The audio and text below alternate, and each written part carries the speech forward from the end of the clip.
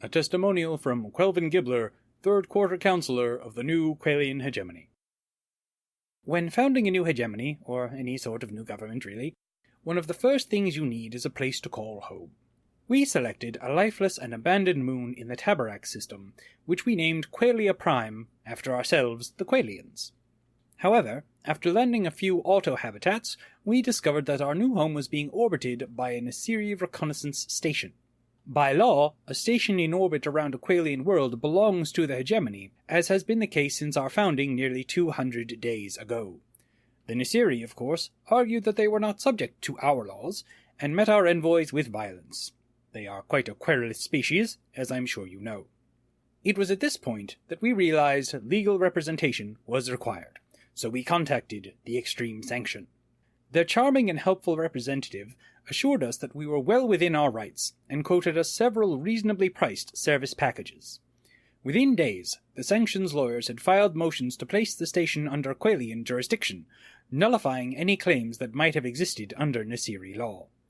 Soon after, a fleet of excess cruisers arrived, cleared our station of its alien occupiers, and even cleaned up all the stray blood and viscera for no additional charge. The new Qualian hegemony looks forward to working with the Xtreme Sanction in the future. Their full-service legal representation, covering everything from contract negotiation to asset recovery to small-scale military incursion, is exactly what a growing nation-state requires. Remember, when you need assistance, contact the Xtreme Sanction and weaponize the law.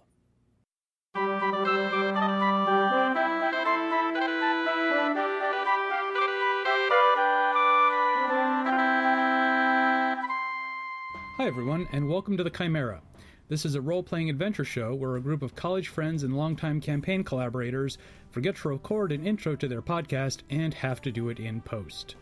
Right now our campaign is The Old Bones, where our cast is a multi-species group of misfits crewing a mysterious starship in a near-future superhero space opera. We're playing with a pre-release version of the StoryPath system that will be powering Onyx Path's Journey Continuum games, which we've bent and folded to cover the gaps. I am Vin LeBate, I'm playing Sidra, a living financial instrument, and joining me today are Braden Lamb as Dang, a lady-eating space rhino with a questionable employment history, Jeff Bard as Raleth, a galactic lawyer bonded to a mysterious mech, Casey Smith as Molly Harrow, a human technophile and gadgeteer and captain of the Chimera, Kelly Wiseman-Aspreth Jackson as Theron Melanthios, a warrior catman and heretic, and Josh Hall-Bachner, who will be running the game, and whose voice you will be hearing in 5, 4, 3, 2... Alright, so when we last left our intrepid crew, where were we? So we were in a bar, and... The Sixth Eye. The Sixth Eye, which is labeled so for the sixth eye of a three-headed alien being the drunk eye. And we were trying to get the Uda Tuan, which is a interesting artifact that Molly was particularly intrigued by. But unfortunately, an assortment of other people were also interested in getting the Uda Tuan, or possibly one of our friends on the crew, Sidra. So we were in the process of successfully stealing the thing and getting the hell out of there when that all sort of went to shit. Okay, so let's see if we can set the scene here again correctly. So let's discuss the shit that it went to. Yeah, the bar itself is a big open warehouse. There's a bar that juts out so you can walk around both sides of it of one wall. There's two big staircases that lead up to kind of a mezzanine, and then the lot that covers 3 of the 4, and then the 4th wall has a variety of kind of special, like, VIP boxes, basically, that can be reached by little tiny stairwells that go through, like, a separate room from the ground level. So I believe in terms of situation, did Theron meet back up with Molly and Dang? My recollection is that Theron met up... Go ahead. No, well, you can say it. You're Theron. Theron met up with Dang and Sidra, who are by the bar, while Molly and Ralph are up in the box. Is that right. What you call? Yeah.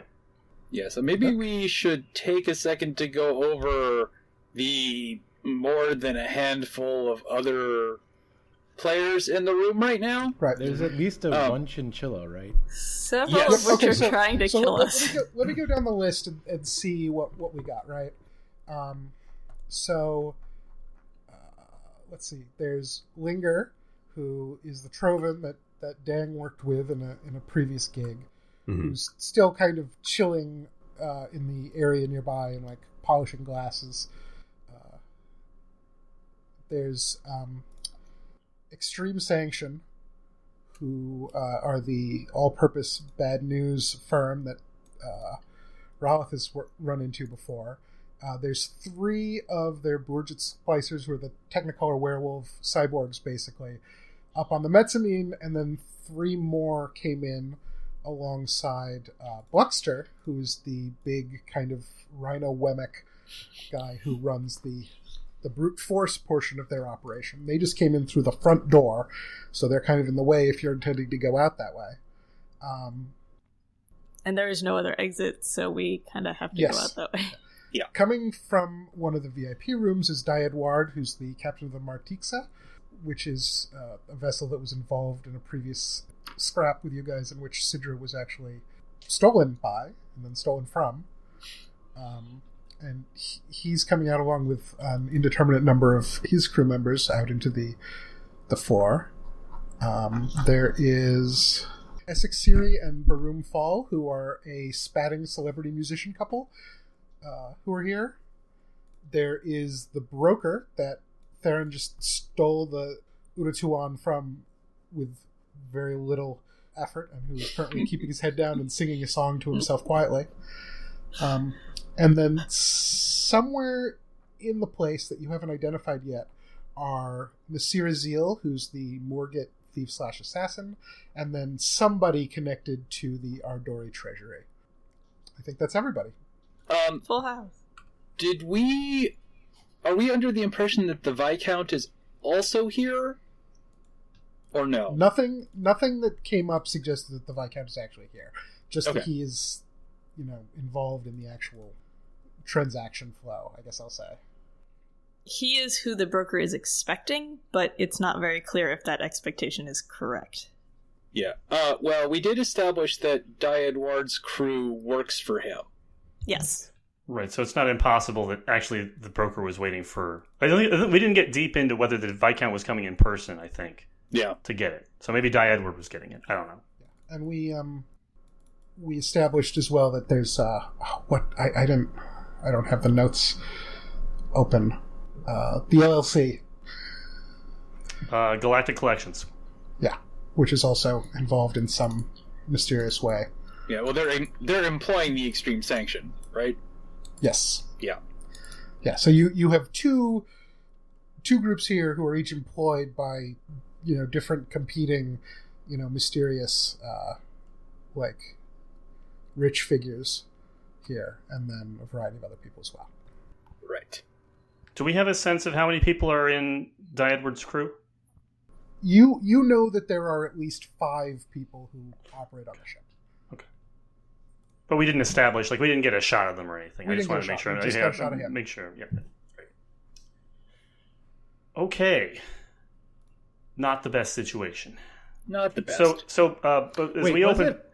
Wasn't Linger going to show us some back room or back door or something? You were asking. You guys were following him? I think he went to find something for us. I mean, we asked him that question and he left, is my recollection.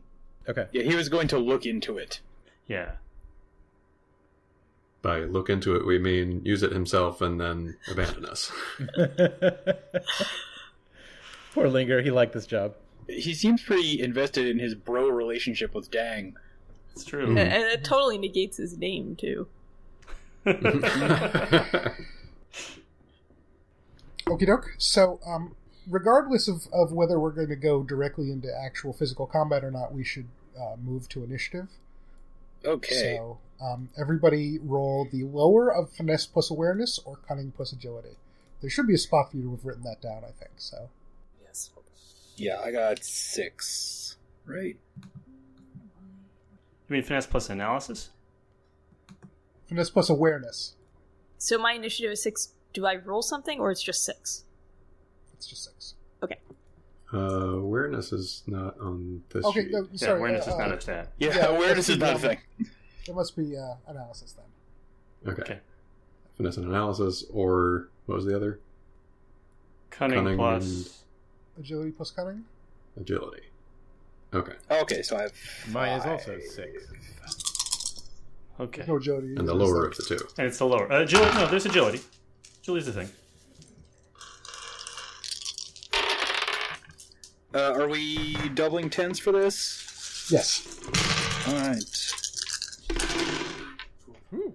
5. 4. 1, 2, 2. 3. 7. 4. Hold on. Yeah. Okay. Should we throw this into the Slack? Well, only the highest roll counts here, right? That's right. Well, no. So, the highest roll gets to go first, which I think was Rolf, right? Yeah. Yeah, I think so. And then it also influences when PCs get to go versus NPCs, basically. Oh, okay. So I've got a chart. It's basically 2 PCs, one of the NPC groups, 2 PCs, one of the NPC groups, 2 PCs, one of the NPC groups, last PC. That's too many. I have an extra one. We'll get there. Yeah, it's 2 to 1, basically, is the ratio here. So we'll start with the high roll, which is Rolf, and there's also the focus character, which the first round is picked by me, and then on future rounds is picked by the person who had it last. And the important thing there in terms of initiative is that person can interrupt at any time to take their action. So I'm gonna start with Molly on this. So Okay. you can choose to interrupt at any point, including waiting until somebody else starts to declare something and then saying you want to kind of step in and interfere with it. Okay. For this round. Cool. And that's all determined narratively, right? That's the... Because this is the first time we've done it. I'm just making sure I understand. Yep, that's determined, narratively and kind of just based on what people feel like would be appropriate at the moment. Okay. Okay. Can you tell me, the guys who just busted in the front door, what was their attitude? I mean, were they locked and loaded and ready to go and throw down? Yeah, they're locked and loaded. They haven't opened fire or anything, but they're clearly under the pretense that they will start a scrap. Okay. And then there's not a lot of, nameless people hanging out here that, could get caught in the crossfire. Like, is it? It's not really crowded, right? It's not crowded, but I mean, it's a big place, so there's probably 20, 25 randos plus the celebrities and their entourage, right, who are here and not actively involved in this kind of multi-layer conflict that you guys are at the center of. Okay. So heavily armed people came in the front door, right? Yep. Is it like they came in and they're leveling their guns at people and people are running and screaming? Or is it just like, well, we can't get out that way without dealing with them? Bluxter has the 4 giant guns that he's carrying in his arm, so he's got those all kind of trained out in, various directions in the room, and then the splicers are all, kind of armed with like big, arm, like swords and shit like that. Yeah. So they're all kind of like ready, and definitely people are going to start breaking up and screaming at this point because this is bad. Anybody who hasn't seen these guys before is going to be freaked out, and anybody who has seen them is going to be even more freaked out. So, all right, then sorry, that's my dog, Andy. Come on. All right. So what I think I'm going to do is I think I'm going to grab Molly, pick her up, and then burst through the glass VIP room. Whilst in the air and I'm falling, I'm going to be firing at the 4-armed dude. Okay, so you're just gonna take it to 11 right away then. Basically, yeah. Okay. And I think I'm not sure. I haven't given this too much thought, but I think Molly and I have probably done this before. It seems likely. And I think there's got to be some kind of special move she can do while we're doing this, but I don't know what it is yet. This is your equivalent of the fastball special, right? Yeah, kind of. Yeah. You've prepared your briefs for this. Exactly. As typically befits her characters, Molly is pretty flexible in terms of capabilities here, so I'm sure she can come up with something. So you're aiming specifically for Bluxter. I mean, it's pretty clear that you're going for Bluxter. Bluxter is going down, yeah. Okay, so go ahead. And you would imagine that Bluxter would assume that if he knew that you were here, which he presumably did, that you would go for him first. So nobody's confused on either score there. Yeah, this is actually probably something we've done before, so okay, not surprising. So I say I'm going to need this back pretty quick, but Molly shoots her arm out with the silver hand, and the silver hand continues moving towards Bluxter, and it's just going to become kind of a flat band that just smacks around his eyes. Okay, so you're running a screen for this play, basically. Pretty much. Okay, great. So let's roll yours first, then. Give me a pitch on what that covers, and remember to count any specialties or enhancements that affect this. Okay. Specialties or edges, rather. Yeah, well, probably not. She probably doesn't have an edge. I mean, it's her hand, which is a knack, so I don't know how that is going to tie into it. I would argue this might be... So, I'm going to say maybe poise, because this is a mentally controlled object, and then aim? That sounds right to me. Would that be poise or discipline? I guess, well, poise is like keeping your shit together, but discipline is like staying focused. I could argue either one of those, but I have a slightly better poise rating, so I might want to go for poise. I think that's fair enough. Okay, so that's going to be 4, 5, 6, 7. Let's see what happens. 1, 2, 3, 4, 5 successes. Okay. So you're expecting this to kind of go over his face and just kind of like fit tight? Yeah, kind of like a blindfold, but a little bit tighter, just so he can't pull it off. And so your hand, it's protean, obviously. If something is going to damage it, is its reaction typically going to be like to be really tough and resist it, or to kind of like let stuff flow through it, like liquid metal style, or what?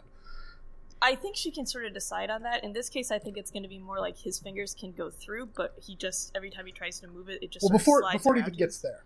Okay.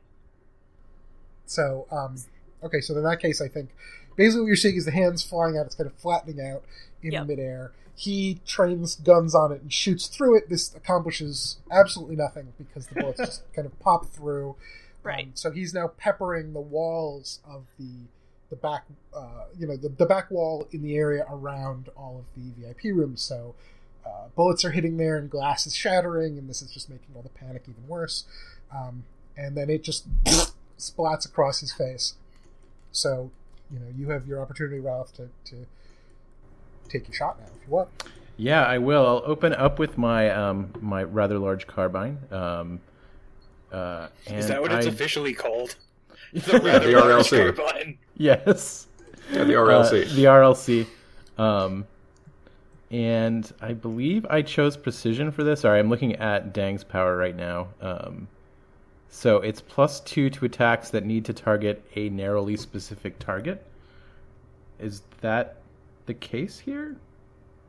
This guy's pretty big. I don't think he's narrowly specific. I don't think he is either. But wait, there's more. Hang on. So, use a defined role. Sorry, I'm looking at this and trying to understand it. So, might plus aim? Yep. I think this would probably be more of a finesse plus aim in this case, since I'm in the air. So I'm guessing it's just 6 then, because that's all the same. And then we roll, and I get 2 successes to hit with this, but I have no idea how much damage it does. I think that's defined in the the power sheet, isn't it? I'm looking at those dang powers right now. Oh, and it doesn't say anything about that. Okay. I'm going to come up with something. But you said two successes total? 2 successes, yeah. Okay, so normally that would probably not be enough, but with him visually incapacitated like this, he doesn't have the opportunity to jump out of the way. So, despite being rather spry for a guy who's a giant rhino person, he doesn't have enough time to react. He can hear something. You see him kind of move his head, try to duck out of the way, but he's not all the way out. So what's the effect, just literally in terms of what kind of on impact you're looking at here? So it's kind of like a blaster fire, I would suppose. It looks energy-ish, but there's also probably some kind of physical component to it. It's not like laser beams. They're like big white anime shots, is what they are. Okay, anime lasers. I got it. Yeah. I got it. Mm-hmm. Yeah. So you shoot these off. You manage to kind of hit him in kind of the, I guess it would be like a shoulder region, but he's got 4 arms, so kind of down a stripe here. Some kind of weird, bluish gray blood sprays out. His arms go, off to the side. He's shooting over, and shots are hitting the mezzanine and kind of stuff randomly to the side of him. So he's definitely hurt. He's pretty unhappy about this. He makes a sound like that. So having gone, Ralph, it's your turn to pick the next player to go. The next person. Yep. Not including Molly because she's already went. Yep. Correct? Yep. So let's go with Dang, I guess. Okay. The XS guys, are they still in kind of a nice little cluster? Yeah, this all happened fast enough that the splicers haven't really had a time to react. Okay. So they're starting to move into a combat-like scenario, but that's okay. So they're still close together, basically. Mm-hmm. So since I've got Sidra right next to me, I think I'll focus on protecting her. So I'm gonna throw up the force field shield around me and her. Just a translucent pink bubble crackling with energy. Nice. Holding that up with one arm, and if I have the opportunity to do another thing, the other arm would be starting a strobe in the general direction of the XS guys, the splicers. Okie dokie. Let's see. Just really quick double checking on this. So it is basically though just going to be one action per round, right? Yep. I don't know that I typically can squeeze two into this. Yeah, I don't actually remember if there's some kind of splitting rules here, but let's say no for the moment. Okay. We could go back and figure that out again later, but it's probably easier for now if we just keep it rolling and just do something quick. So So you're enveloping you guys in the force field and everything, right? Yep. Okay, so that's model as an edge, I think, so you don't need to roll or anything. You do that. You guys are now defended. Okay. So you're all set. Okay, so in that case, some of them are going to go. So basically, the group in the front door is going to act first here. They, Bluckster, by virtue of having been blinded like this, is not kind of really all that in a good position to respond here. So he's going to spend his portion of this action just kind of trying to clear this out. So he's just going to do what he can to kind of get his visibility clear. The splicers, however, are going to react to what you're doing, and they're basically going to charge in your direction, Dang. Okay. So I'm gonna see attacks here against each of you. So an attack of 3 against Dang and of 6 against Molly. So they're each, these guys have big, kind of like scimitars and blades and stuff that are kind of attached to their limbs. So they're just kind of running forward. They're snarling. So like a kind of a seafoam green one is coming at you with this big scimitar arm and slashing down at you, Dan, while this other guy who has kind of like knife fingers and is, I don't know, kind of orangish is coming at you, Molly. Okay. And then the third one is kind of pulling up the lead. Is this like a regular metal like scimitar? Oh, it's his arm. It's coming out of his arm basically. Oh, okay. So it's not an energy. It's not an energy weapon. It's just a physical metal sword. Okay. So that's again 3 successes against Dang, 6 against Molly, and you should have a defense rating that's then boosted by the force field for each of you. So let me know how that math adds up, basically. I think do you Molly's mean actually Sidra? in the air with me. Yeah. Mm-hmm. Do you mean Dang and Sidra, or do you mean one is coming after me and one's... Oh, I do mean Sidra, don't I? Oh, whoops. Yes. Okay. So that leaves me with a question. Because I have my defense rating is 3, but I also have my self-defense knack or edge. And what's that one do? Well, it's a 1 scale knack. Edge, again, I keep saying knack. For acting in self-defense, which I assume would also include dodging. Sure. So if you want to actively defend, basically, if you want to kind of spend your turn kind of just making sure that you stay alive, basically, then we'd apply that in addition to your defense, and then the force field as well. Oh, right. How much defense do I have from the force field? Let me bring it up. Also, I didn't calculate my defense on my sheet. Forgot that. Yeah, work that out. Yeah.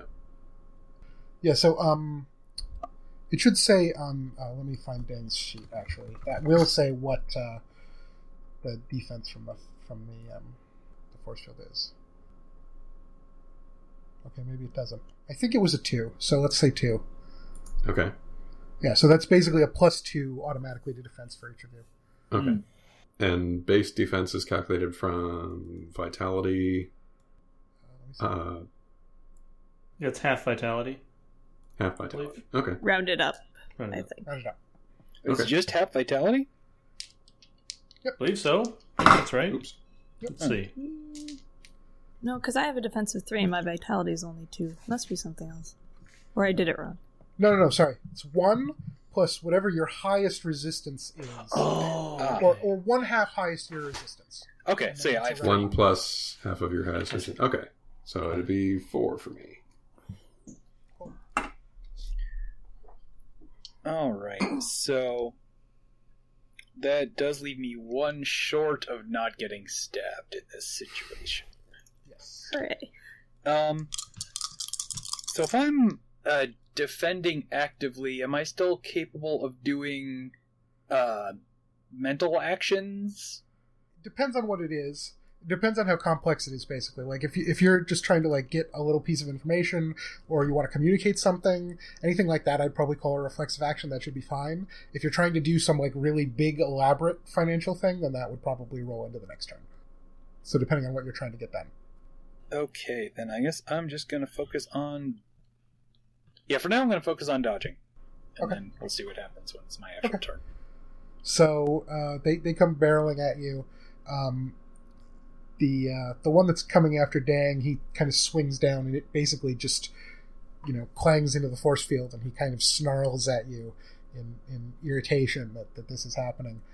The other guy just kind of basically barrels through. The force field is kind of a little semi-permeable if enough force is applied to it, basically. So he kind of just barrels through it, knifey fingers out, and you're just kind of there moving back and forth, just kind of like as he's trying to like stab you. So we kind of stop with him just kind of trying to cut you up like Freddy Krueger style, and you kind of staying just out of the way. Yeah. Force fields. Great at stopping energy, not great at stopping people. So I just want to note, because I'm looking up defense, there's a simple action to go defensive, and it gives you a +2 to your defense rating all by itself. Yeah, so he gets +4 in that case. Gotcha. Yeah. Okay. So you, in a circumstance where you're not trying to do anything else, you can be very resistant to damage because of the combination of those two things. So, all right. So if I was just using, sorry, how exactly does a simple action work? It's just it's actually like the D&D 3 thing. Simple action is the action for your turn, and reflexive action is something that you can do without using up your spot. Okay. Basically. And then there's a move action. I think it's actually exactly the same as the D&D 3 thing. So okay. So we'll do that. I think that's going to apply for your move there. So Sidra, who do you choose to go next? Well, can I also, can I attempt to observe something from the room? Yeah, that's totally fine. That's definitely reflexive. All right. So what are you trying to find out? So I had 2 questions going in. I think I'm going to have to go with the one that is going to be more observable. I'm very curious as to what Baron and Essek are up to. Okay. I want to check out their reactions to this situation and how surprised they are by it. Okay. How prepared. So just observing what they're doing, you could just do, if you want to try to draw psychological conclusions about this, then that's going to be looking at this list. Reason, empathy? Yeah. 2. I got 3 off of that. Okay. So, unlike some of the other, a lot of the people here are just kind of fleeing, headless chicken style, just kind of running around and trying to figure out something to do. These guys are a little more experienced, so they've basically just kind of, decamped behind a wall of bodyguards. So they have, an entourage of reasonably armed people to kind of stand in front of them and take bullets. So they're kind of ducked down behind the table behind these people. But certainly out of the 2 of them, Essek definitely seems a little more surprised, and Ballroom seems a little more confused. So if you had to guess, Essek recognizes somebody who's involved in one of these things. So he's certainly not expecting them to be here and causing a giant brawl, but definitely some kind of relationship there. Okay. Tidra is just sort of staring at them as a brightly colored werewolf pokes through the force field, and she just sort of leans aside as the scimitar nearly skewers her face. Mm-hmm. Okay, so who do you want to have to go next? I think we just got Theron, don't we? I think that's right. I don't think anybody else has left. Okay. All right. Is it my turn though, or it's your turn and then more NPCs? Okay, cool. Question for Casey. Yeah. What has Molly told... I'm holding the Uda-Tuan. So what has Molly told us about this object? What does Molly know about it? You know that it looks like basically the way that it was supposed to. It's kind of a little metallic pyramid about a foot wide. It's got symbols on it. It's still in a bag. Here's my question, right? I'm holding it. I have no idea what to do with it, right? I don't know. I understand that I don't know what to do with it. Molly wants this thing. Is it useful for me to get it to her right now? No. Okay. That would have been cool, but okay. This when we get around to it, you'll see why this would not have been a good time for you to just pass it out. Yeah, either it's like, some crazy puzzle thing that is like a long, drawn-out scene to use, or it's a thermonuclear warhead, in which case it just wouldn't have solved it. Anyway. Or it's just science. My favorite. It's a document. Okay. Then I will draw... So Theron will draw his Khopesh. Now, so he is near Dang and Sidra. And there are 3 splicers there, only 2 of which have made attacks. Yep. and Molly and Rowleth are still actually sort of in midair, right? They're still mid-fall. Basically, we're resolving all of these things kind of. Given the time that we tend to apply to one round, they're probably still on the way down. Yeah. Or just barely landed. Okay. So I think that Theron will draw his blade. I'm picturing him as standing like a little bit aside from Dang and Sidra, which is why he's not within the force field and why he wasn't immediately targeted along with them. You put your spots on, I think, or you still had them on, so you're probably not the most obvious target compared to everybody else anyway. Well, yeah, I mean, yeah, he's in the middle of the floor. I didn't see him as being intentionally hidey at the moment, but sure, that's fine. His spots, actually, now that as we enter combat, right, shots are fired, his friends are attacked, Theron's spots begin to crackle and burst and bounce off of each other, almost like fireworks exploding on his fur. He possibly has to switch the bag from one hand to the other, but draws his Khopesh and will attempt to badly harm the remaining the remaining splicer.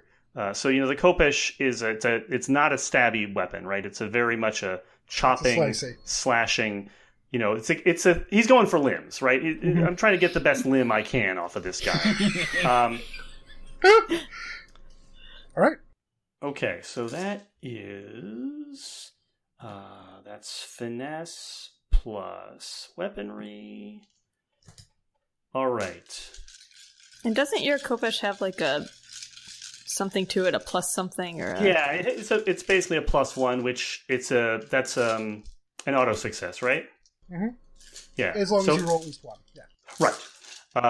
I have a total because of the scale bonus from actual size and the fact that he has a specialty in swords. I have a total of 6 of those bonus successes. But first we have to see how many successes I roll on my dice pool. Is anybody surprised that Kelly's character is like this, by the way? I'm not. That's not true at all. I'm not always a very powerful combatant. That's completely unfair. You're always highly efficient at this thing. That is true. I'm always good at what I do, but I don't always do combat. That's what I meant. Always a specialist. I didn't mean the fighting. I meant the 6 successes. 1, 2, 3, 4, 5, 6, 7, 8. Total of 14 successes. Oh yeah, that guy's toast. What do you want to cut off in what order? I definitely want to. No, in what order? To fly. Like okay. It is. It's not just decapitated. It is in the air, like in a roll. Land at Bluxter's feet. How about that? Nice. Okay. Yeah. Sure. Okay. It just rolls right up. It kind of taps into his foot, and then it kind of just spins a little bit like in place. So yeah, that guy's toast. Looking very surprised. Yeah. Yep. Yeah, total shock on its face. So, what we're going to see here is, okay, first the splicers up on the mezzanine are going to act. So, with them, we're looking at some people who have, kind of longer range, like cybernetic enhancements here. So, some arm lasers and that kind of thing. And they're just going to kind of open fire on the 2 groups, basically. Theron, I think, is the obvious target at this point. Yeah. So that's the trade-off. So that's 2 successes against you, and then Roth is the biggest on the other side, so we're going to shoot at him. Sounds good. That's also 2 successes. That's 2 successes against each of you. Does that actually get through defense on either side? No. Yeah, okay. No, so there's a lot of ineffectual stormtrooper pew-pewing at you, but it doesn't really accomplish much. And so then the other thing is that Dyad Ward is going to slip out, and he has 2 members of his crew with him. And I'll just give names because it's going to be easier, honestly. So we have one whose name is Vion Sojesh. He is a Mazant, and so he's about 6 feet tall. He's got kind of purplish scales, and kind of, his head is kind of flat and kind of has some like pointy bits around it, kind of like almost vaguely star-shaped. He's kind of big and relatively muscular, dressed up in this kind of flight suit type thing with gloves. Otherwise, basically humanoid in shape. So he slips out, and then the other one is Adriel, who is an Asiri. So one of the bird people with the 3 eyes, the 6 wings, and she basically has this very thorough like combat setup specific to her species. So she has these razor pinions that are like these ultralight metallic, blades that are strapped across the edges of all 3 of her wings and like the tips, so that she can use those in combat. And then she has holsters on her arms and her lower legs, each of which has a small kind of like laser gun in it, so that in midair she can kind of take them out and wield 4 guns at once. So they're both there. She immediately takes the air when she sees what's going on. All 4 guns out. Vion kind of snaps his fingers, and you see 2 more of him appear on either side, and they split up across the floor. So they're spreading out to basically positions of cover. She's flying up to the mezzanine right now, and Edouard is basically just going to kind of duck down in place for now. Okay, so that's it for them. I think we're rolling around to the next round then. So Theron went last, so you get to pick... I think it's you to pick anybody, including yourself, to go first in the next round. Okay. We're not really supposed to kibitz about this. We're just supposed to make a call, right? Yeah, I mean, if you want to talk about something strategically, that's fine. Just don't take forever at it. Yeah, it's not seeming dire. So I don't think it's too dickish, hopefully, for me to pick myself. So I will... There's still 2 splicers that are interfering with Sidra and Dang, right? Those 2 guys nothing's changed on that. Yep. So I want to... Let's see. I switched the bag from hand to hand. I drew my sword. I cut off the guy's head in one smooth motion. I want to take 1 step and go for the guy and take a similar swing at the splicer that's attacking Sidra. Okay. Is that all doable? Mm-hmm. Okay. 1, 2, 3. Only 9 that time. Only 9? Wow.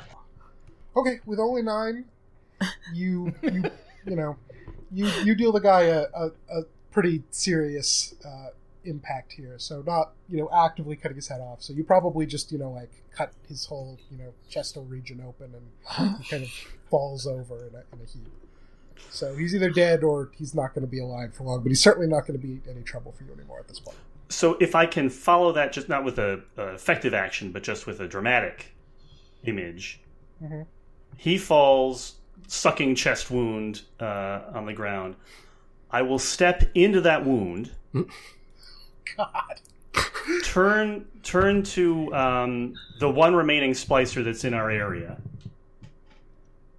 and getting in his face, and with his friend's blood being soaked up into the nanosteel that absorbs blood of my sword, open my jaws, and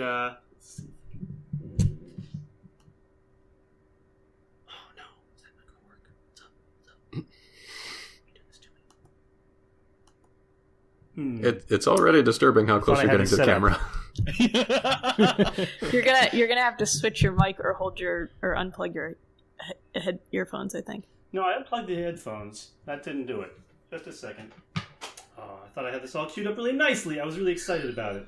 Oh. Well, it's okay. We'll edit it in post. Yeah, we absolutely won't, though. That's a time-honored tradition, if not. Like, there's no way to... Here we go. Okay. I'm wasting too much time on this bit. People are tuning out. They're like, oh, let's see what's maybe I'll do a podcast about gardening. That'll be better. Oh, phone. You're just mocking me now. There's no way that you need to take this much time to load. All right, next time do a sound test beforehand. You can get flashy, Kelly.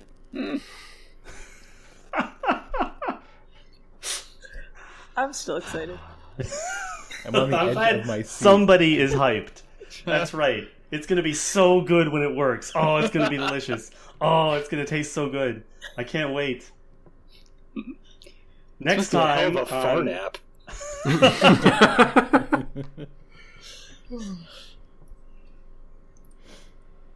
you kidding me? That is the quietest jaguar roar I've ever heard in my life. Maybe the phone speakers are on the bottom? I heard it. Nice. Yes. And you know, because nothing's more frightening than the incredibly soft, purr-like growl of the cat. I cannot believe how badly this came off. I was so excited about this plan. Anyway, I'm growling at him because I'm an intimidating 7-foot-tall cat man. Sound effects notwithstanding. Yeah, that guy's definitely gonna snuggle you. Yes, maybe he'll give me a treat. I don't know. That definitely ends my action. Okay, so who's next? Up to you. Oh, right, it's my call. See? That's, yep. And before we go any further, Molly, Casey, you should pick who is in focus this round.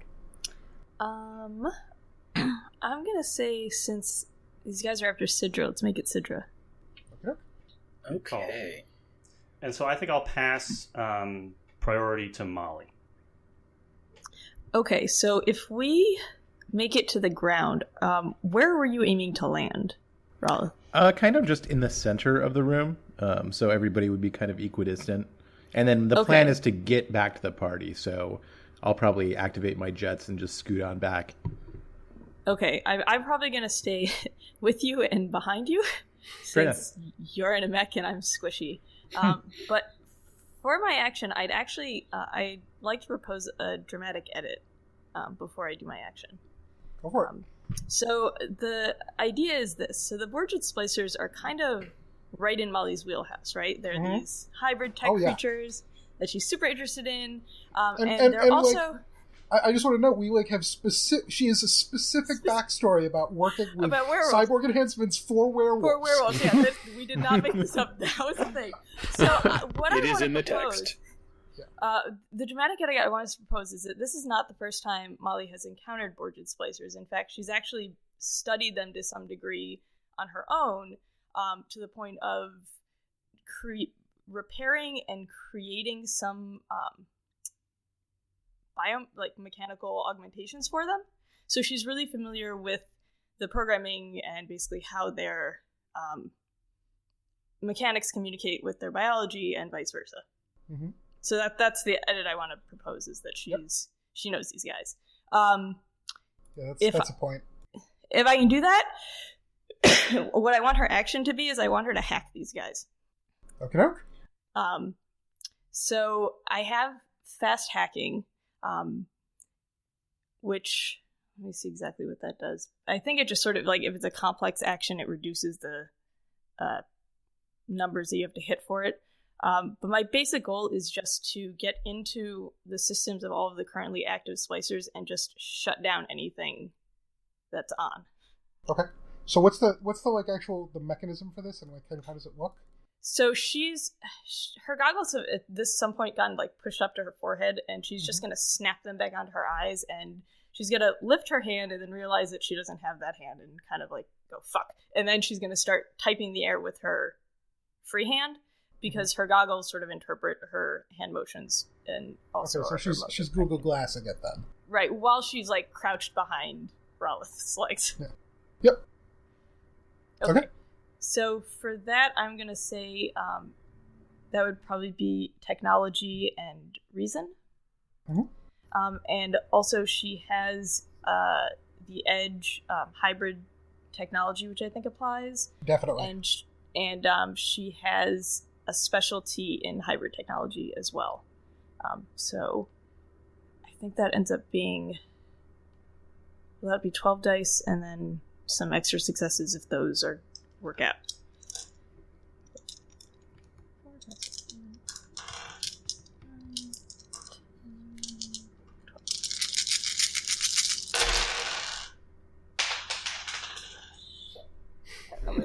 Let's just roll one more.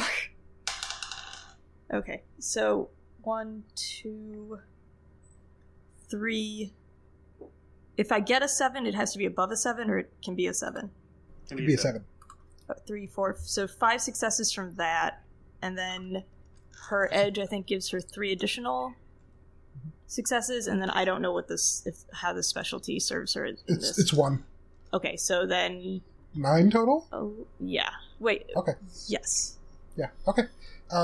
So that's going to be plenty to quickly get access to the system. I assume that you have something that's kind of like emitting radio waves or something. That's you're hacking their Wi-Fi basically. Basically. So there's 2 that are just down. They're gone. Right. There's the one who's nearest by on this floor. There's 3 upstairs, and in hooking into this, they're all centrally networked to their vessel basically. So right. You get access to kind of their work group basically. So there's at least 12 more of these guys on the ship. So okay. They're definitely like this is not the whole force, right? They don't. Right. They've got more guys chilling to like come in. So, can you hack their ship to make it go to warp? That's a few more steps, probably. Yeah. It's certainly conceivable, but there's firewalls here and there in this. So, I think at this point, what my goal is to shut down the people that are here and to try and stay in the ship's system after I do that action, so that I can do further actions if I want to. Okay, so 9 successes. I think that's enough to take out the 4 guys who are in here. So they're just. Do you want to just like freeze them up? Do you want to like make them do silly poses or something? Like what? It's kind of. It's pretty up to you at this point. Yeah, I think that let's just have them all start doing like the most obnoxious new. Everyone stands in a line dance.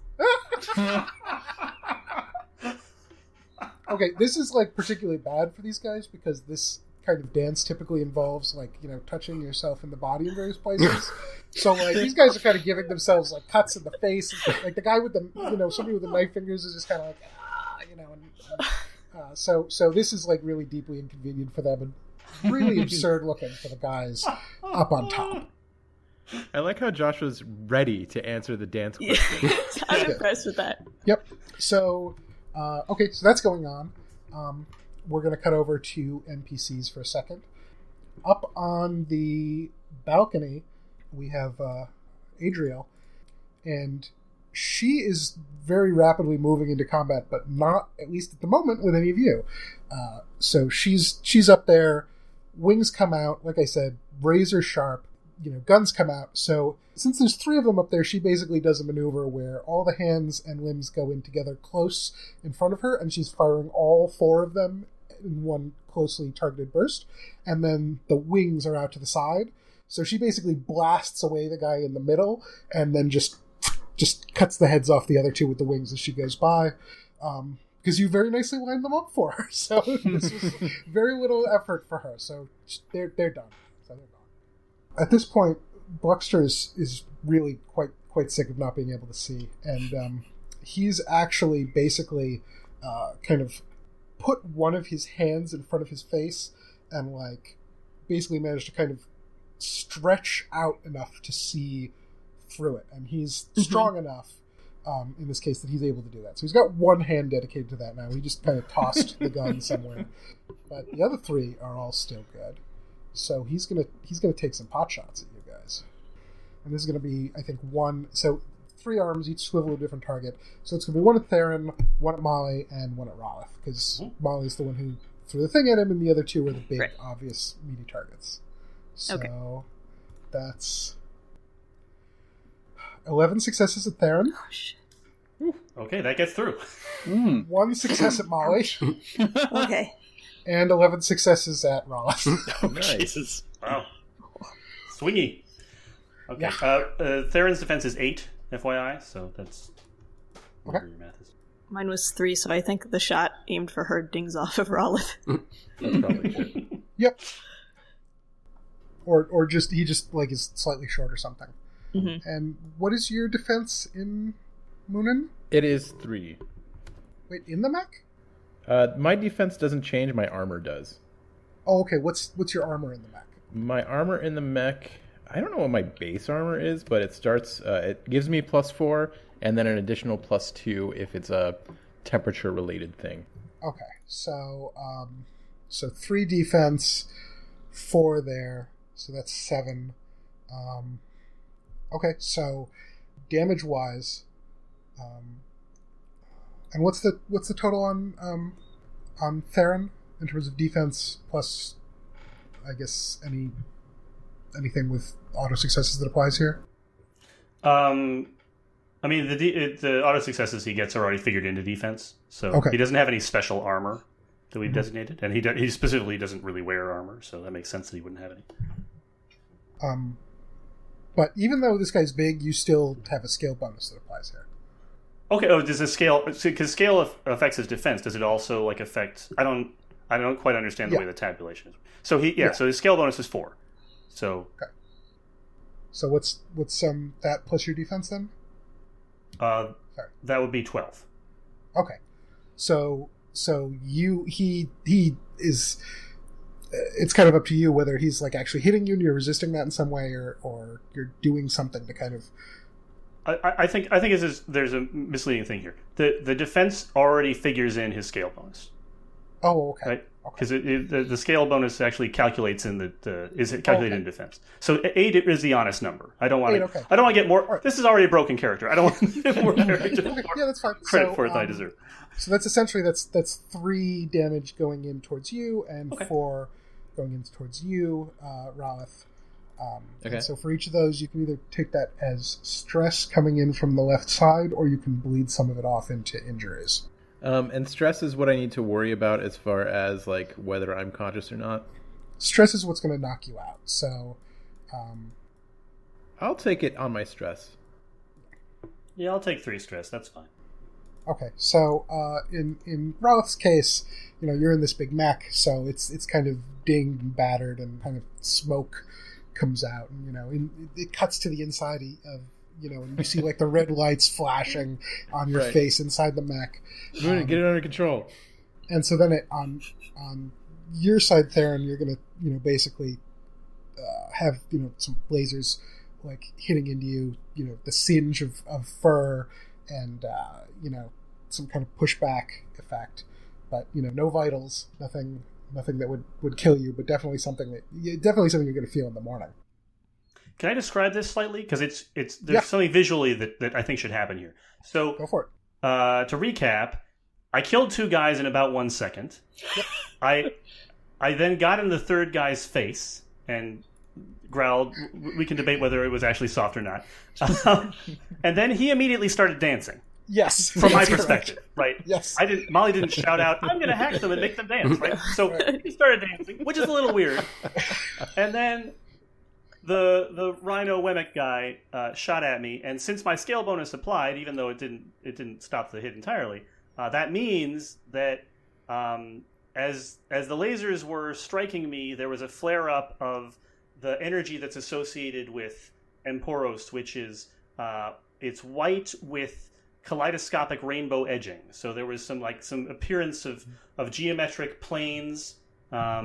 2-dimensional planes of sort of force fielding stuff kind of around my skin, which deflected some of the shots, but not all of them, and some of them got through and did in fact, burn holes, So I'm wounded, but just to make it clear, there's something energy related that happens when he gets attacked with an energy blast like that.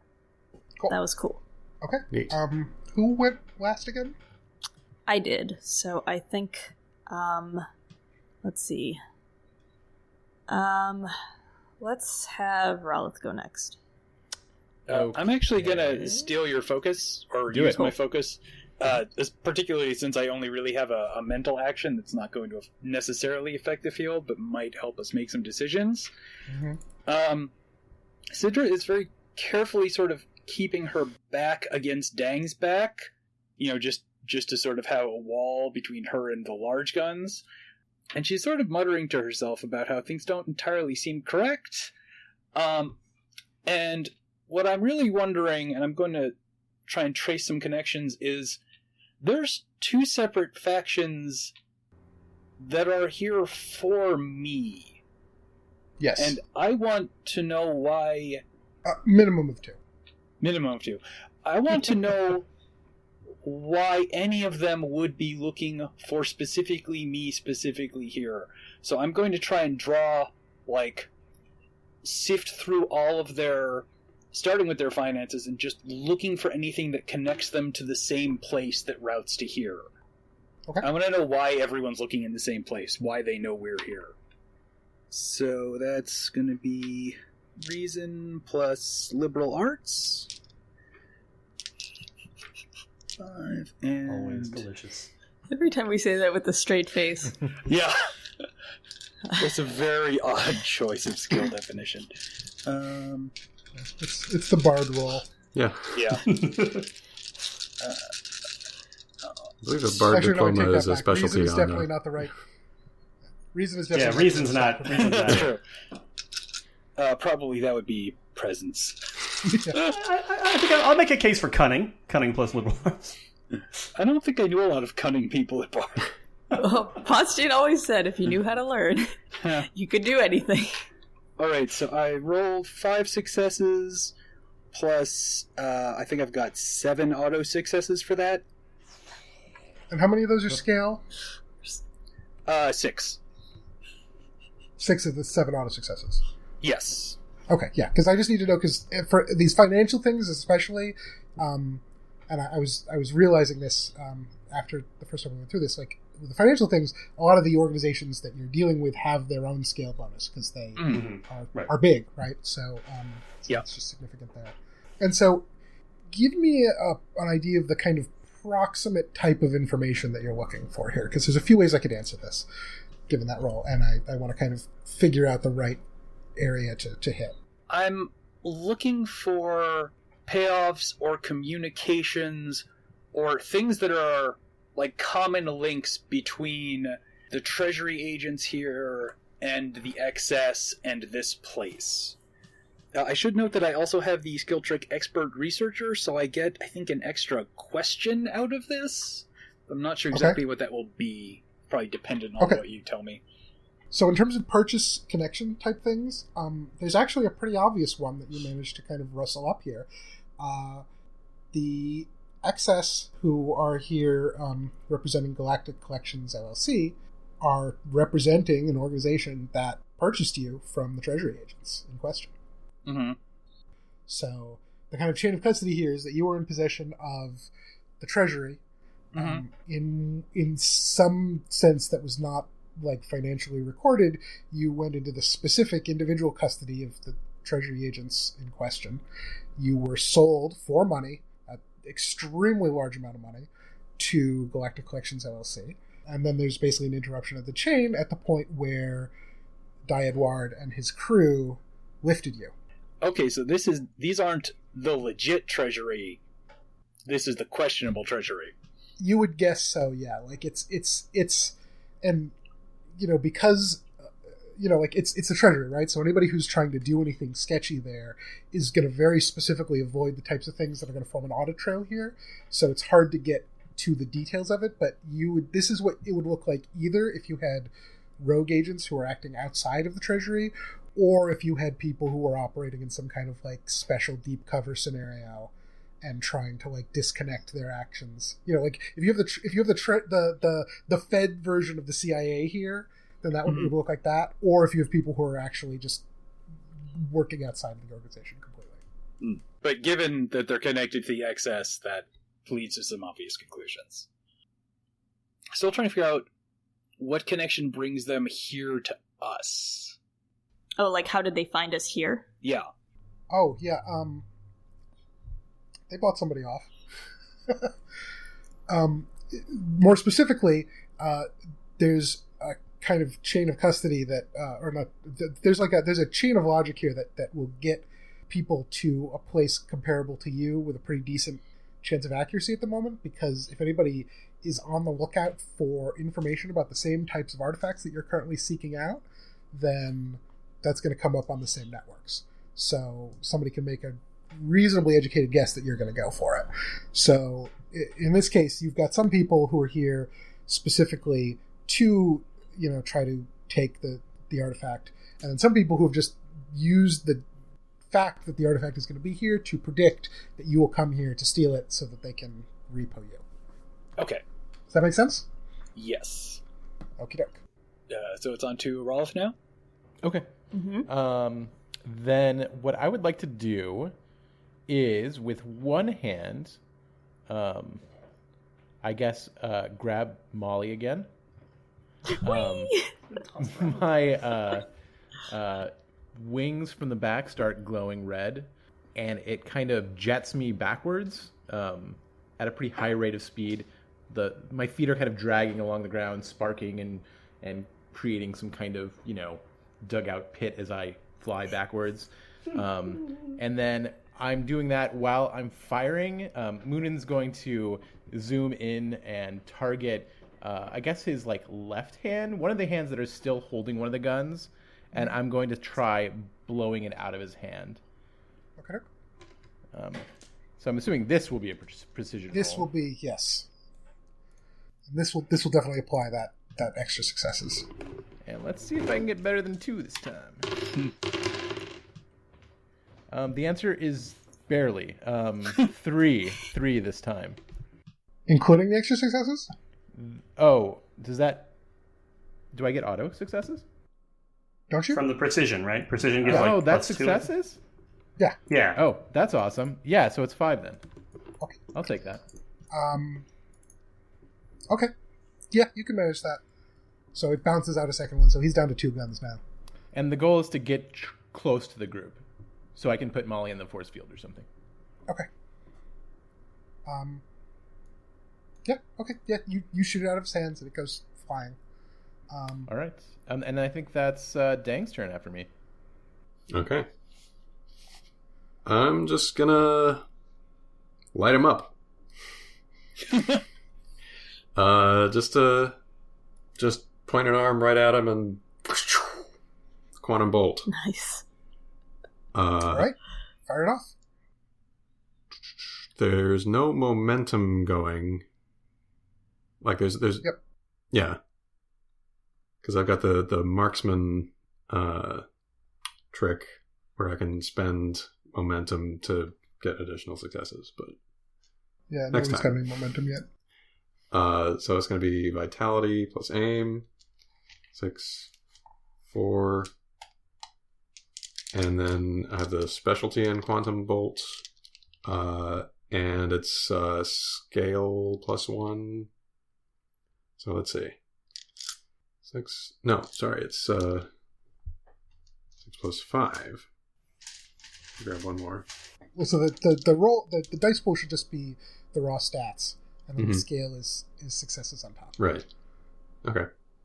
And the specialty is one additional success. Okay. So it's going to be 11 dice. 1, 2, 3, 4, 5, 6. And the difficulty is 7, right? Yep. Yeah. So 6, and then how many auto successes? Or is that 6 with plus successes? 3 auto successes? Is that right? 2 first. You have 1 level of scale, right? Yeah. So that's 2, Yep. and 1 specialty. So that's 3. Okay. Yep.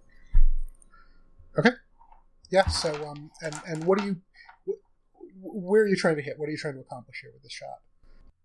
Just kind of as much damage as accurately as I can on Bluxter. So just fadoom. Okay. You're basically, rocketing like an energy bolt right into his solar plexus. Then, he kind of buckles backwards. There's some more blood spurting. He kind of goes back. I don't know what you call this, but like when something with 4 limbs, kind of like the back legs drop out and it's only up on the front ones. So that's kind of the position that you have put him in there. Okay. And in terms of what damage has already been done to him, anybody who's looking closely at him, you can see already that some of the older injuries that he's taken are starting to like knit themselves up a little bit. He's got kind of a healing factor thing going on. So you've got him down right now, but he is starting to like recover a little bit. So keep that in mind. Okay. Okay, so we're going to take some NPC actions here. The remaining splicers are... Well, I guess actually there's just the one, and he's just still dancing. So he continues to dance. From the front door, we're going to have another splicer and two other aliens of some sort of vague, not particularly interesting extraction with big guns come in through the back door. So they've got their... Come in through the what? Not the back door, the front door. The only door. The door that there is, yes. The only door. Yes. Okay. So they come in. So basically they're, as we established last round, they've got reinforcements. Those are starting to come in. They're doing that. And at this point, there's been a lot of chaos. Everybody's been running around. At this point, Dang, if you're kind of able to see, there's some tentacles waving at you from over behind the bar. Dang, over here. Okay. I'll nudge Sidra and kind of nod that direction, and I'll start moving over that way. Following along. I want Linger to have a 20-minute conversation with you in the middle of this fire. Well, what do you got for me? He's like, well, you said you wanted to get out, so, I figured, I got to figure out what I can do to help you out. Linger, you're real nice. Let us get out of here. One tentacle reaches around, and it basically pulls up a panel of the floor behind the bar. And there's kind of a ladder downwards. All right. There it is, folks. I recommend you use it. Will do. That's over the intercom that we established that we have, correct? Mm-hmm. Yeah. Okay. Mm-hmm. Yep. We've got an exit. And Well, you know what I say. Always leave them wanting more. Let's get out of here. Yeah, we should probably take the bag out before they notice that we have it. So if we establish that the average height in the galaxy is below, the human average... Kind of seems that way. Yeah. Does that mean that the bar is noticeably shorter? This bar, no. Okay.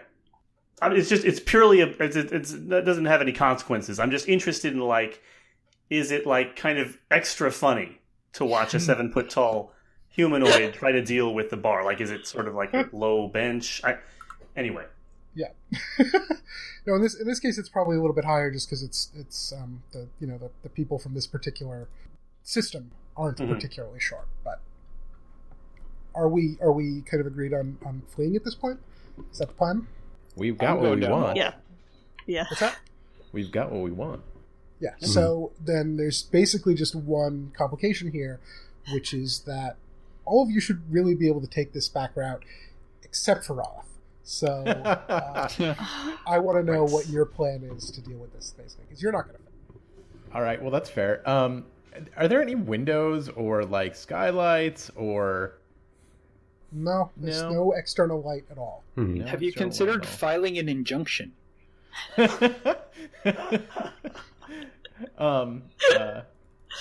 Yeah, against the city for bad accessibility, bad zoning. Yeah. In fact, actually, so if everybody else is just kind of trying to rush to get down here once you see a way out, right? Yes. Yeah, we agreed on that. Yeah. Then Yeah, I'm staying back to make sure everybody's make sure everyone's getting out, and then I'll start doing suppressive fire. And Molly's hand is going to kind of sort of undulate off of Bluxter's face into a little ball of swirling nanobots that sort of zip back to her arm and reform as her hand, which she uses to flash the finger to the bar. So while this is going on, you guys are all heading down. Bluxter is still kind of trying to recover himself a little bit, but basically, as this is going on, the hologram comes back up of Kakis, and he flips his glasses a couple times, and he goes, "Ralith, you stupid piece of shit! How can somebody that small not be able to fit into a hole?"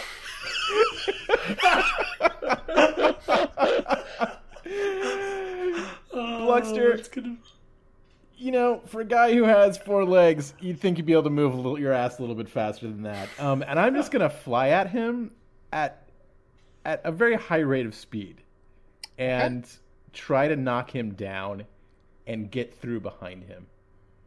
Okay, let's get a roll for that. I have no idea what that's going to be. It's going to be a bad roll for me. Let's see. Could I do... What the hell would this be? It's probably might, right? Vitality plus brawl, maybe? Yes. That would definitely apply. That probably is the most sensible thing, honestly. Because it's just a question of being tough and hitting somebody. Right. That or pilot. My dice pool on this is 3, so everybody wish me luck. Oh, boy. I got 2 successes on that. Oh, shit. Yay. Great. That's good. Well, Yeah. that unlocks everything else, including any scale bonus for being in the armor or whatever. So, yeah, I mean, given the circumstances, given that he's down in the way that he is, and given that you're focusing less, I take it, on trying to hurt him and more just trying to get through him and letting hurting him be a nice side effect. Exactly. You run, and when you're flying, like what kind of position is Moonin in here? So you, I mean, it's like, think about kind of like just classic, like I'm being suspended by the wings, right? So the wings are kind of the power system. Sorry, my dog is growling at me. I'm not petting him enough. And then, so like, just depends on the speed. Like if he's going slow, he's kind of just in like normal up and down.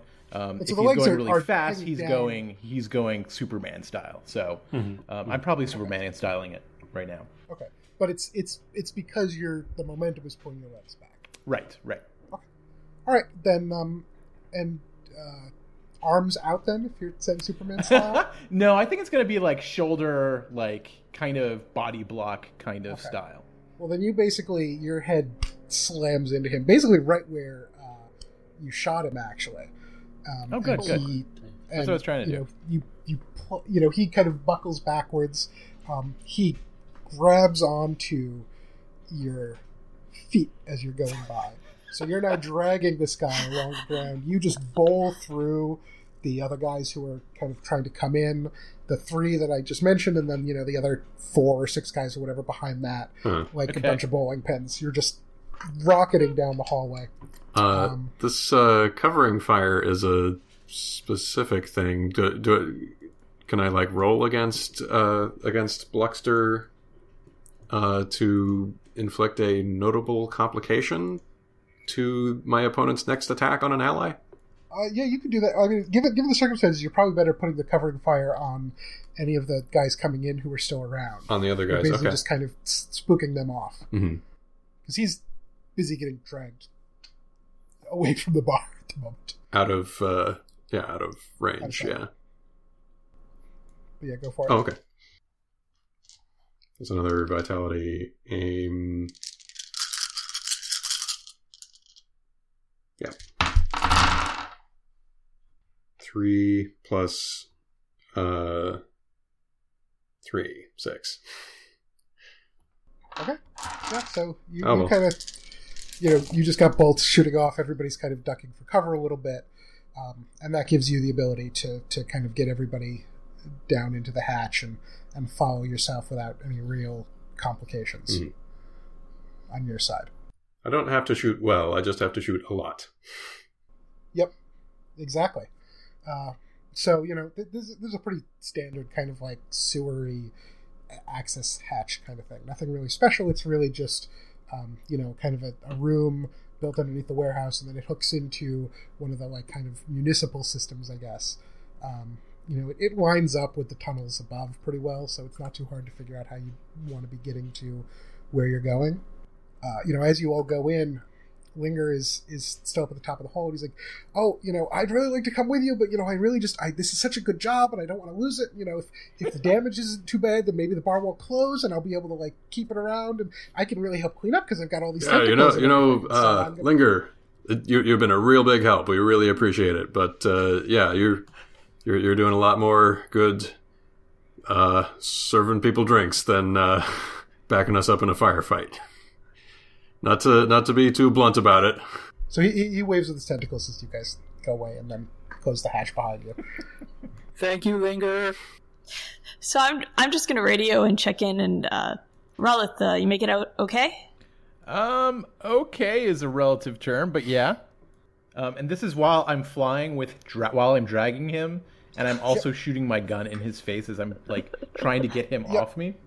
And so because he's grabbing you, like it's not stopping you from going fast, but you're kind of like shifting around, you're bumping into the walls, and sparks are flying. Yeah. You're like smashing into like you know shanties and kind of like just like causing rubble to fall everywhere. But yeah, I sound really calm when I'm talking to Molly. Like this is all pretty chill and kind of an average everyday thing for me. So yeah, it's okay. Yeah, and so you're moving at a high enough rate of speed here that you get back to the place where you guys parked pretty quickly.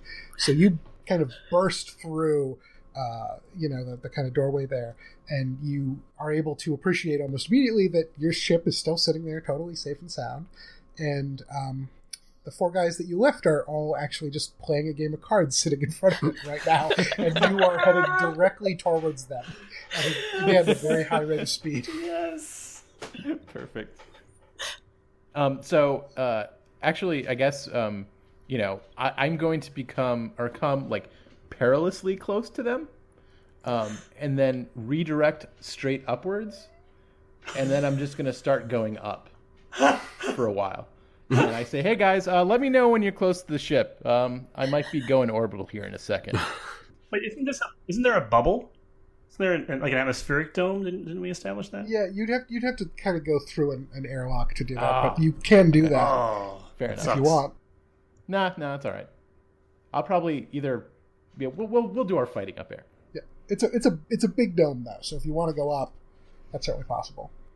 Okay. Do a little bit of skywriting. Asshole, let go of me. You're not gonna like how this ends. He's kind of trying to slug you, somewhat ineffectually, with the one hand that he has to work with here. So we've got 2 holding on to you, one that's still kind of knitting itself up from getting shot, and then one is just kind of basically like punching you in like the mech junk area. Like, just like boom, boom, boom, boom. Ooh, I'm still right trying to shoot him in the face, but I'm sure I keep missing because I'm going really fast. I love that Bluckster has really bought into his whole gig as like a goon. And Ralith is just the most blasé mech pilot I've ever seen. Yep. So you guys are kind of going at it up in the air. For purposes of this, we can kind of have you guys come out through a hatch at this point. So you see these guys are up at the top of the dome. They're probably kind of going around in a circle, and you see all this punching, shooting type action going on. Ralph managed to buzz close enough to the table that he basically just blew everybody out of their seats, and the cards went everywhere, and the chips went everywhere, and the table kind of collapsed under its, under the force. So they're all just kind of like sitting, they're all kind of just like splayed out, confused around it, and then this airborne fight is happening. If those guys let me know that they're still up, or that they've gotten like near the ship, I'm going to change course and figure out where Theron is, and then I'm going to fly down fast, really close to where Theron's hanging out. And I'm going to hope he does what Theron does as I pass by. All right, so I see you incoming, right? I see Ralph incoming. Okay. All right. So I'm going to gaze skyward and nonchalantly hand the bag to Molly. And then I'm going to draw the Kopesh again. And, think about like that episode where Babe Ruth like calls his shot, right? I got the Kopesh sort of over the back of my shoulder. I'm just kind of, maybe picking my fangs a little bit with one of my claws, waiting for my moment. And then I assume you're going to do a brush pass, right? Yep, I'm going to go. I'm going to bring this guy right past you. All right. Well, then, may I roll, sir? Go for it. All right. Well, oh, shit. I got really 4 10s. So that's 8, 9, 10, 11, plus 5. 6. So 17 successes. 17. Okay, 17 successes, huh? Yeah. That's a lot of successes. Okay, what do you want your hit to look like here? So he's hanging on to Ralith by how many arms? By 2. By 2. And then he's got a lower set of arms. I want to cut between the two sets of arms, right? I want to cleanly slice him in like 3/4 and 1/4. Oh God. Yeah, you can do that. You go through, splits. The blue gray blood goes everywhere. You're just like completely coated from covered top to bottom. It splashes up around everything. It gets all over the frog guys. They're just like totally soaked. Those cards are ruined. They're never going to be able to play with those again. And he, so the back half just kind of falls down.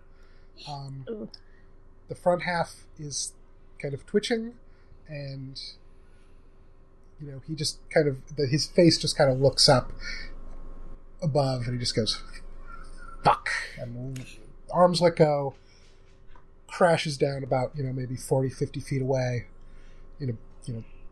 Big, just more blood everywhere. So it's a huge mess. Which section is his heart should in, go. do you think? I'm hoping that it's roughly evenly distributed between the two sections. That's my optimal situation. Bluxter doesn't have a heart. It's okay. Well, not anymore. So yeah, I'm gonna break, turn around, come back to the group. Time to go. Oh yeah. Yeah, They're never gonna have us back. I'm gonna tip the frogs on my way into the ship. I hoped that you would. I love him. All right. The one of them just kind of like, without getting up, he just kind of raises one, gross blood-covered like hand. It just goes, okay. Okay. Yeah, that's it. You can get into the ship. You can blast off. And we can do our laundry. Yeah. So several long showers later. Yeah. Well, so I'd like to check out this artifact that we got at great inconvenience. See if I can figure out what it is. I mean, what is my understanding of it at this when I was decided to go after it? It's a what? So that the purpose is to make it easier to, like, it's one thing. It's not like the only thing that allows this, but it's one thing that makes it possible, or makes it easier to create specifically biological energy hybrids. Because that's the of the 2 out of 3 choices that exist. It's certainly the most difficult, right? Because you can't just make a cyborg, and you can't just make a robot that uses electricity or something. You have to kind of do something special. So you know that this assists in that. And so obviously for your purposes, this is very interesting. Okay. So, yeah, I think Molly's probably just gonna take the thing. I mean, probably just to her room so she can. It's backpack size, right? It's not real big. So you're gonna slip away from everybody else to open it? I mean, where is everyone? I'm assuming we kind of dispersed to clean up. I went and plugged Moonin in and got out of the suit and cleaned myself up. So I'm in the lion section right now. Okay. You gotta give yourself a car wash, basically. Yeah, effectively. Hang a little tree freshener in the cockpit. I guess I'll go to the hangout area that we have. That's sort of Sidra's room, but not really Sidra's room, but sort of the lounge. Yeah, conveniently, I'm also going there. Great. I'll hang out there and just try and see what I can see with this thing. So basically, is anybody not going there? I'm specifically not taking a shower. So I'm definitely I'm curious about this thing. I'm interested in stuff. So dripping just head to toe in this guy's blood. I definitely have the most of it of anybody. not paying attention to that. That may be for the best. As a cat, you would probably shower by cleaning yourself with your tongue, right? That is also true. That is amazing. That is also true. Well, and so my question is, does your sword, like, is it just kind of like leaching up your arm into your sword? Because you're covered in blood, right? Like, that's what the sword absorbs blood. Yeah. So the sword absorbs lots of materials, blood being one of them. It doesn't, like, things don't travel to it naturally, but anything that lands on the metal of it will. So in theory, he could be standing around rubbing his sword all over his chest. That is actually not a bad cleaning plan, now that I think about it. Because it's sort of, it's curved. You could squeegee off pretty good. We want to squeegee the cat. It has less sharp area than a lot of other swords do. Right. Yeah. You get a big fight, you kill a bunch of guys, and then you just kind of rub yourself down, and then you're all set for the next one. I think I'm probably sort of casually doing that, using the back of the blade. The back of the blade that isn't edged, right? Sort of rounded. I'm just kind of like tracing it over my arms and my legs, casually watching what Molly's doing with this object. And so you're just leaving like these paths that are like clean in between like the big blood spots. Yes. While he's watching, I'm going to put down a small like square of tarp and just casually guide him to it. Yeah, because remember, in addition to the fact that I'm dripping with blood, the sword only drinks in the minerals in the blood. It just lets the water run off. Mm-hmm. So it is also kind of messy, just above and beyond the fact that I'm dripping with alien blood. Right. And at this point, you kind of look like the decor in that bar because you're covered in two completely different kinds of blood, and then cutting these random swaths out of it. So. Oh, and not to mention, he's got moving spots underneath them. That's right. Right. Now that we're not in a crisis situation, now that we're not really in like an aggro situation anymore, they've returned to their more common kind of visual purring, where they're in place, they don't move around, and they slowly kind of open and close with the same kind of pattern as breathing. So Theron is basically a lava lamp right now. Yes. Yes. So so you're doing this. So you open up the bag, and what you basically have is a kind of a metallic pyramid that's about a foot in size. Point to edge, basically, like that's not a hypotenuse.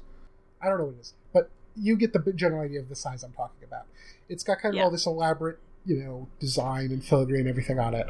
3 of the sides each have kind of a single, sigil on them in a different color. So there's one red, one green, and one blue. And then the 4th side, you see it's kind of like a camera aperture. You can see. Oh, so this is a tetrahedron, not like a pyramid with a square base. Yeah, not a 4-sided pyramid. Okay. Sorry, yes, it's a tetrahedron. It's a D4. Mm-hmm. It's a D4. Yeah. Are the 3 sigils different eyes? Sure, let's say yeah. I've seen this before. Yeah, I think we've all seen this before. Okay, so can I...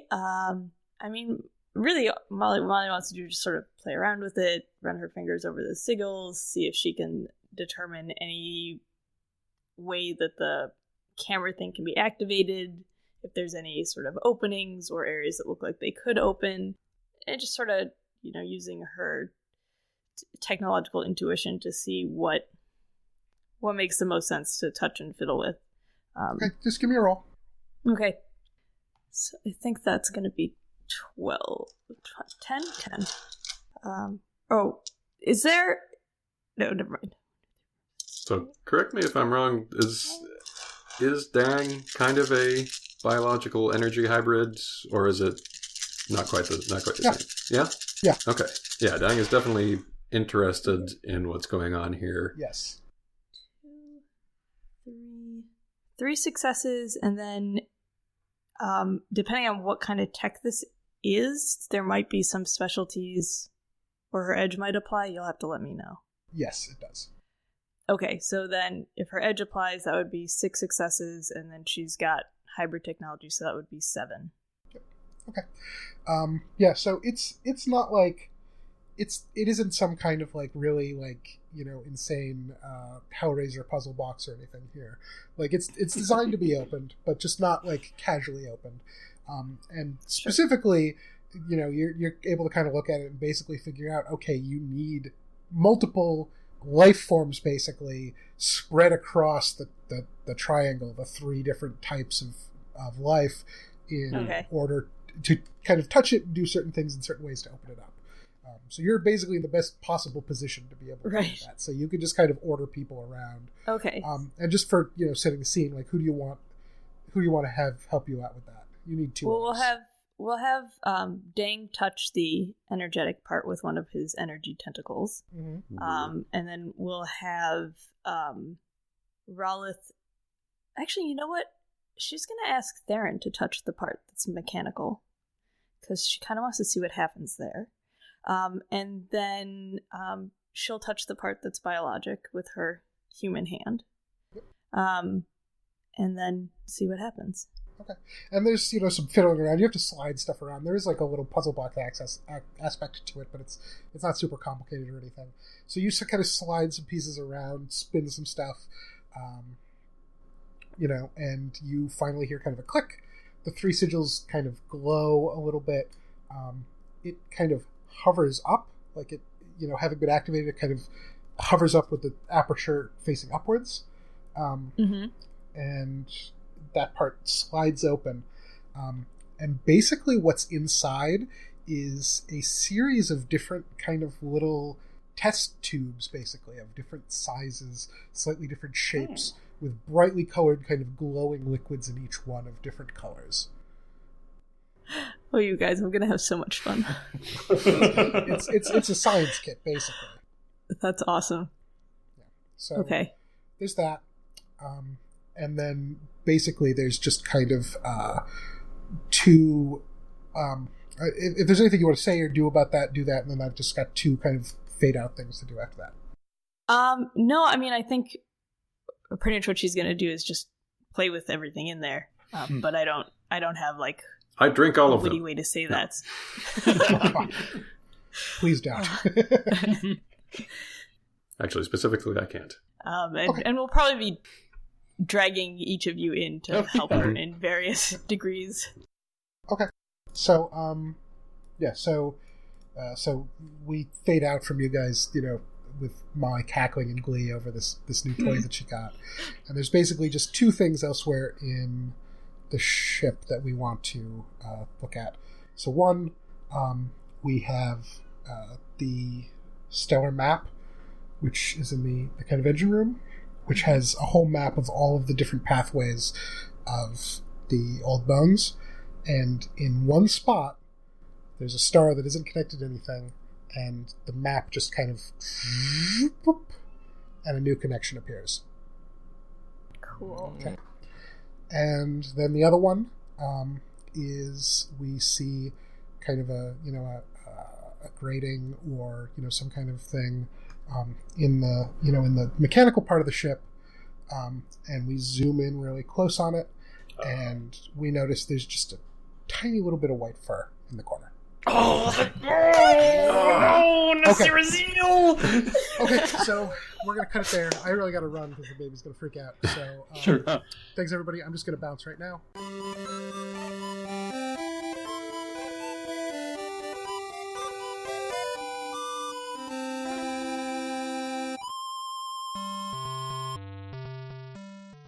That's it this week for the Chimera. You can reach us online at thechimera.space, on Twitter or Facebook at ChimeraPod, or by emailing itsthechimera@gmail.com.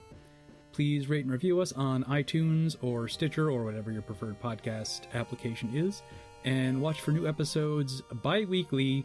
We'll be dropping them on Mondays, so we will see you 2 weeks from today.